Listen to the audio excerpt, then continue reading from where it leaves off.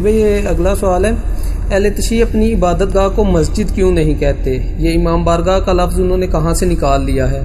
کیا مساجد کے لیے امام بارگاہ کا ورڈ استعمال کرنے کی کوئی دلیل قرآن و سنت میں موجود ہے؟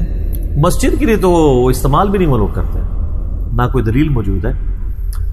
یہ اسی طریقے سے ہے جیسا کہ ہمارے جو بریلوی مکتبہ فکر کے بزرگوں کے مزارات کے ساتھ مسجدیں بنی ہوئی ہوتی ہیں ایڈجسنٹ، تو وہ لکھا ہوتا ہے مزار، احاطہ مزار اور احاطہ مسجد، باقاعدہ وہ کہیں پہ وہ جنگلہ بھی لگایا ہوتا ہے، ٹھیک ہے وہ تو لہٰذا یہ آپ اگر اہل تشیع کی مسجدوں میں بھی جائیں تو لکھا ہوتا ہے مسجد و امام بارگاہ، ایڈی واہ بھائی ہے نا، اہل سنت والجماعت، اہل سنت وا جماعت بھی آپ کو پتا ہے، بریلوی وا جماعت لکھتے ہیں اور دیوبندی ول جماعت، اور بریلوی کہتے ہیں انہوں نے ول پہ ہے۔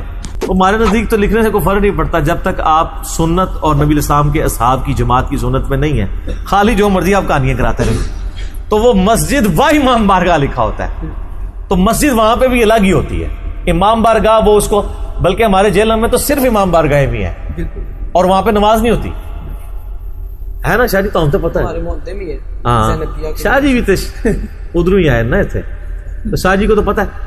وہ ہمارے جو ایک محلے کے اندر جو امام بارگاہ ہے وہاں پہ نماز نہیں ہوتی، وہاں پہ صرف مجالس ہوتی ہیں، وہ صرف زینبیہ امام بارگاہ زینبیہ۔ تو جو ان کی مساجد ہوتی ہیں نا وہاں پہ انہوں نے مساجد ہی لکھا ہوتا ہے۔ اور مزے کی آپ کو بتاؤں بات، میں نے کئی شیعہ کی مساجد کے باہر آیت لکھی ہے وَأَنَّ الْمَسَاجِدَ لِلَّهِ فَلَا تَدْعُوا مَعَ اللَّهِ أَحَدًا، مسجد خاص اللہ کے لیے، اللہ کے ساتھ کسی کو نہ پکارو، ٹھیک ہے۔ اس لیے میرا جب انہوں نے کسی اور کو پکارنا ہوتا ہے امام بارگاہ میں آ جاتے ہیں، وہ ساتھ ہی بنائی ہے نا، یہ سارے وہ جو تابوت اور جھنڈے اور یہ ساری بدعات انہوں نے وہ امام بارگاہوں کے اندر رکھی ہوئی ہوتی ہیں۔ اچھا یہ دیکھ لیں، ان کو پتا ہے کہ مسجد میں یہ کام نہیں ڈالنا، مسجد کا ایک روپ بھی ہے سر۔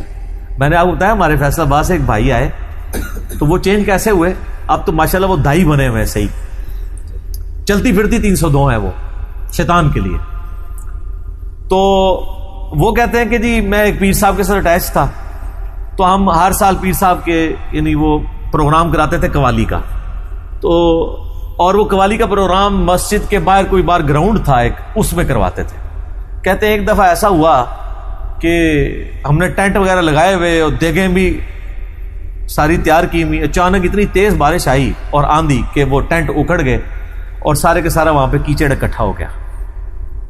تو بارش رکنے کا نام نہیں لے رہی اور پروگرام بھی کرانا ہے۔ تو کہتے ہیں میں پیر صاحب کے پاس گیا، میں نے کہا جی مسئلہ ہے کہ باہر تو اب حالات ہی کوئی نہیں ہے، تو میں مسجد کے خادم سے نا وہ چابی لے آتا ہوں تو ہم پروگرام اندر شفٹ کر لیتے ہیں۔ وہ کہتے ہیں نہیں یار اندر نہیں کرنا۔